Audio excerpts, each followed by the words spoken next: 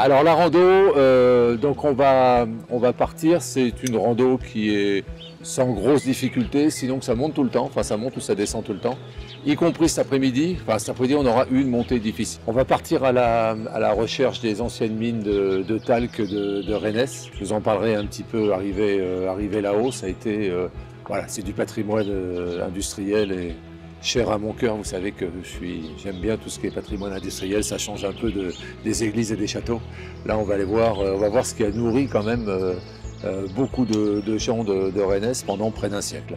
Voilà. Et après on redescendra en longeant d'ailleurs le transborder, c'est-à-dire que le talc était descendu par un transborder, par des espèces de télésièges.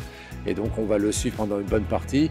Et sur la fin il y aura non pas une surprise, mais un point remarquable à voir sur lequel je vous raconterai l'histoire d'un arbre. Voilà, on verra ça. Mais il faut un petit peu de suspense, c'est bien. C'est une rando qui est plutôt, qui est pas très difficile, mais qui est quand même avec pas mal de nivelé. On va faire 660 mètres de dénivelé à peu près. On va y aller doucement. Si ça va trop vite, vous me le dites. Si ça va pas assez vite, vous me le dites pas, c'est pas la peine. C'est pas la peine. Voilà.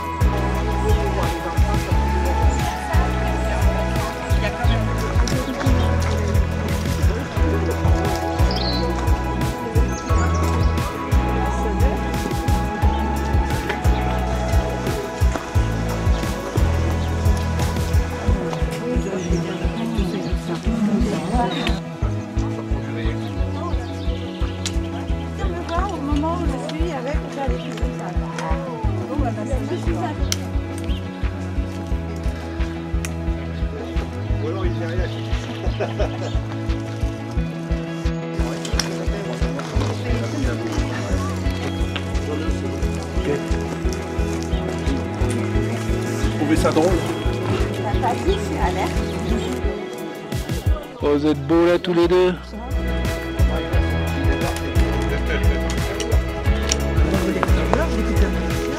puis on passera en bas. On mange au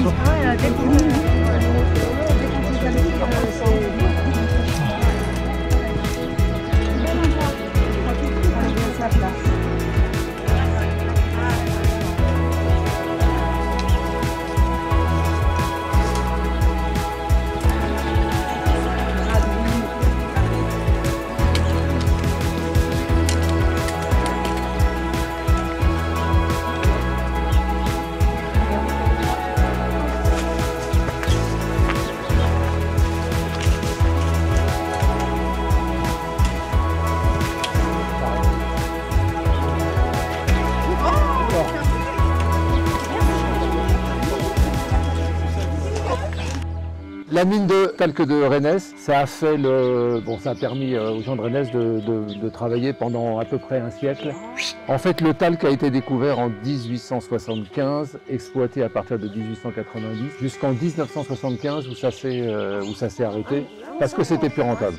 Un siècle, quasiment un siècle. Il s'agit de talc gris, qui était ici de moyenne qualité, qui servait à la fabrication du papier, des cosmétiques, de la peinture, enfin voilà, beaucoup de choses de ce type-là, qui étaient souvent, du fait que c'était une qualité moyenne, qui étaient souvent mélangées avec d'autres produits. Alors, les gens venaient travailler ici, de Rennes, ils habitaient Rennes, c'est le chemin qu'on a pris tous les matins. Tous les matins, 45 minutes pour monter. On a mis un petit peu plus, mais eux, ils mettaient 45.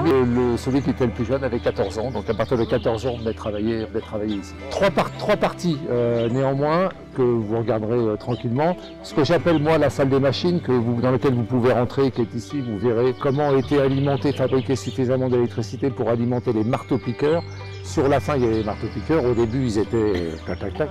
Mais sur la fin, il y avait du marteau-piqueur, donc il y avait ici toute une installation pour permettre d'alimenter ces marteaux-piqueurs.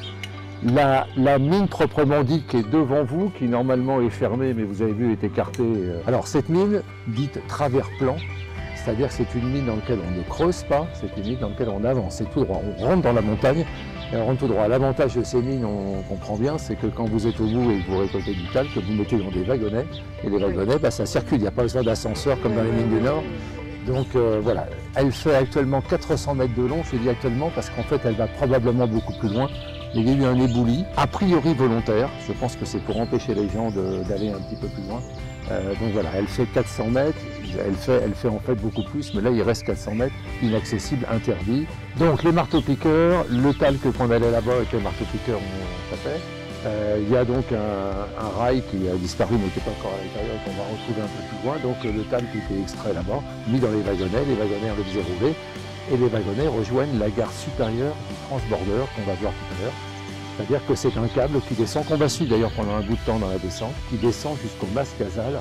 Et donc les wagonnets, enfin le talc était chargé sur des supports là, et chaque support, je crois qu'il y en avait 24, chaque support pouvait supporter jusqu'à 200 kg de talc et ça descendait jusqu'au Mas Casal où ils étaient chargés dans des camions. Les camions partaient du pont de Rennes et c'était là qu'il y avait l'usine dans laquelle le talc était pilé. Point d'orgue, 1971, 15 000 tonnes dans l'année. On a été souvent entre 5, 8, 10 000 et le point d'orgue c'était en 71, 15 000 tonnes. 75 ça a fermé parce que ce talc n'était absolument plus rentable.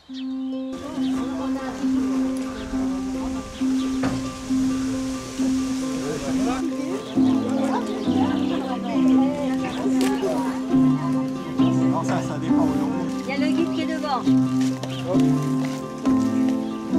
Je l'avais sorti. Profite-en. Merci. J'aime pas.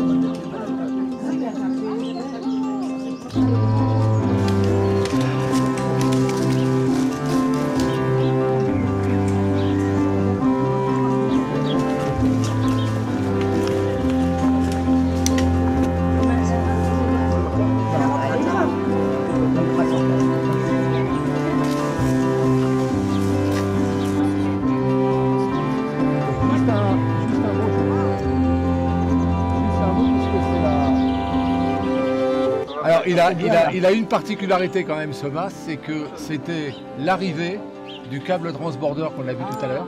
Donc le câble arrivait ici parce qu'à partir de là, vous avez la route qui va au pont de Rennes. Donc en fait, le talc qui arrivait ici était chargé, ça basculait, c'était chargé dans des camions. Les camions partaient à pont de Rennes et à pont de Rennes, il y avait l'usine qui concassait le talc pour en faire la route.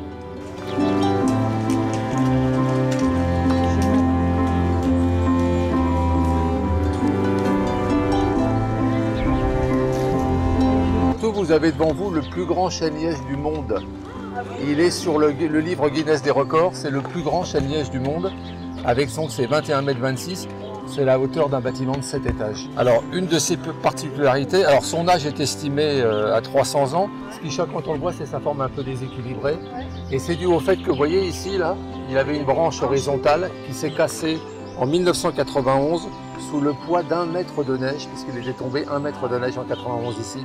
Enfin, on va sourire pour terminer. Il y avait un panneau ici qui a été malheureusement volé. Qui inscrit dessus une pensée de Lao Tse, qui était un sage chinois. Et ici, sur le panneau, c'était marqué « Si tes résultats ne sont pas à la hauteur de tes espérances, dis-toi que le grand chêne aussi, un jour, a été gland. »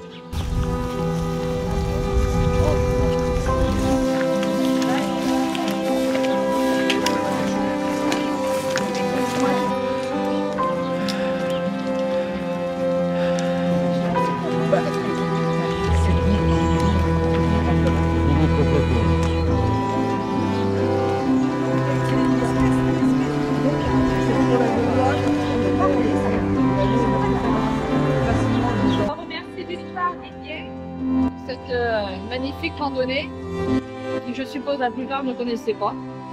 Donc super. D'autre part, Marie-Claire aussi qui a ramené tout le troupeau à bon port sans en perdre une. Allez, 1, 2, 3.